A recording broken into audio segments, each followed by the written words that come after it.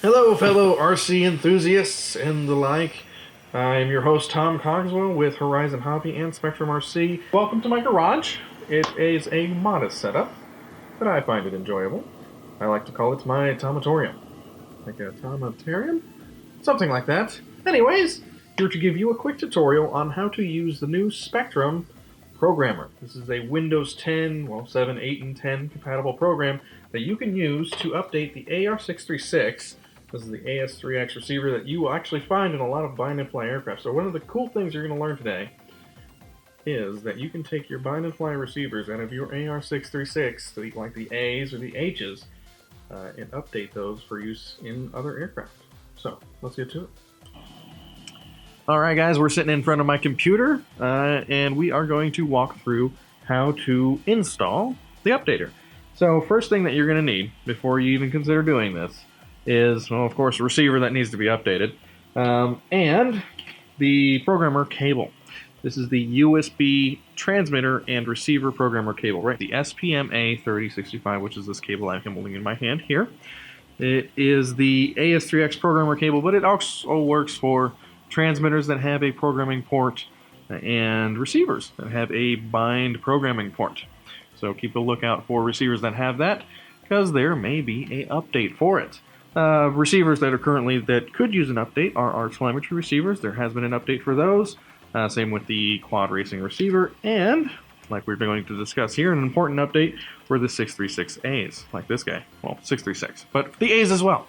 So let's go through where to find the programmer. Let's get to the computer. Alright, so we looked up the AR636 on horizonhobby.com. This is one way to find the programmer. You could even go to the product page for the cable, the A3065 cable, and find the same thing.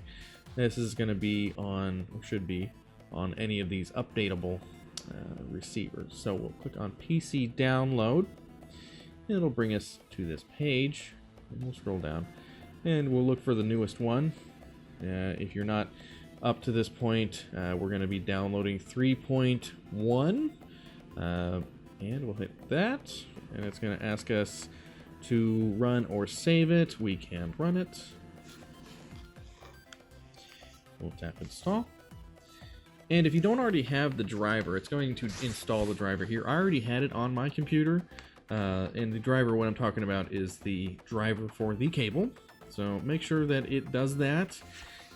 If this is the first time you're running this program, if it isn't, it's just going to say, okay, we got it, and you're done. So now that it is on our computer, we can close this. We no longer need a Internet Explorer open, and we will go to the Spektrum Programmer, which will be on our desktop. Another important thing to note is to plug in your USB before you open the program. If this is your first time. If this is your first time, plug it in, and away she should install the driver. Normally you will see something down in the lower right hand corner saying the driver has been installed successfully. Once it's installed, we'll open the Spektrum Programmer, and if you feel you need to resize it, you can do so by the right and bottom edge.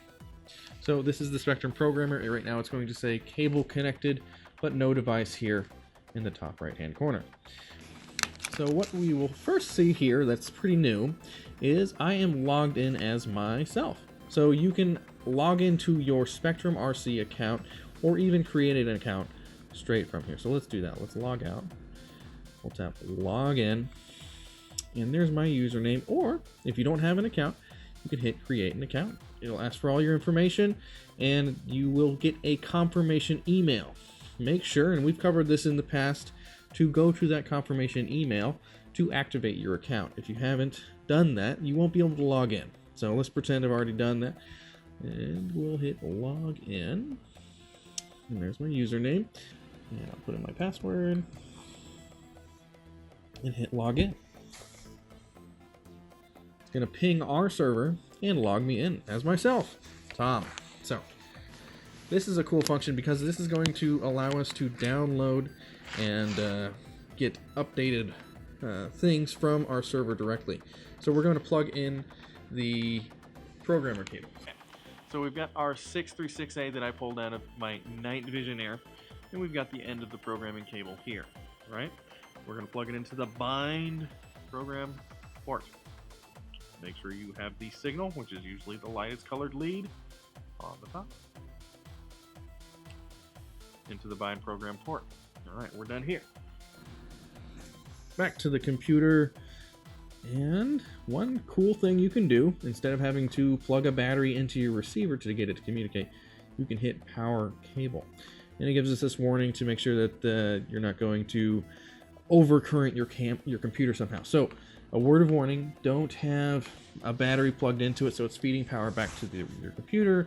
Don't have a bunch of servos plugged into it. That can cause overcurrent. Normally your computer will just cut off the USB, but it could damage it, so be very careful. This is really just for programming a new receiver. If you are going to be programming a receiver that's going to need power to servos or other extensions or tools, lights or whatnot, make sure you have a battery for that and don't use power cable. Check mark up here. But we're going to, because we're not programming with any servos plugged in. So right now we're just going to do a software update. We are still logged in, so if we hit choose check for update, pings our server and says, oh, there's your serial number.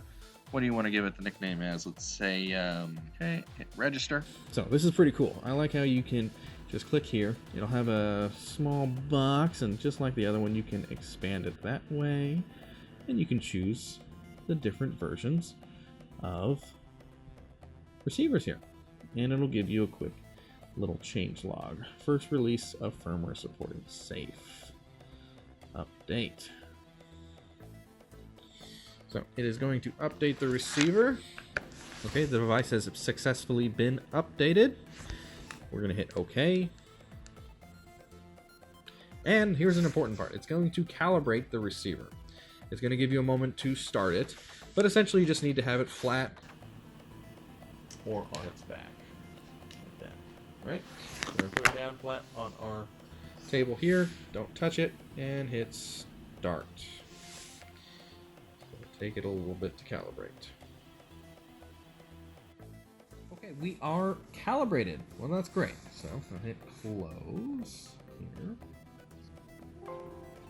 Okay, it is up to date. Easy enough to do, and you can do the same thing with Powersafe or other telemetry receivers. It's actually quite simple. So that's it. The Spektrum Programmer for Windows.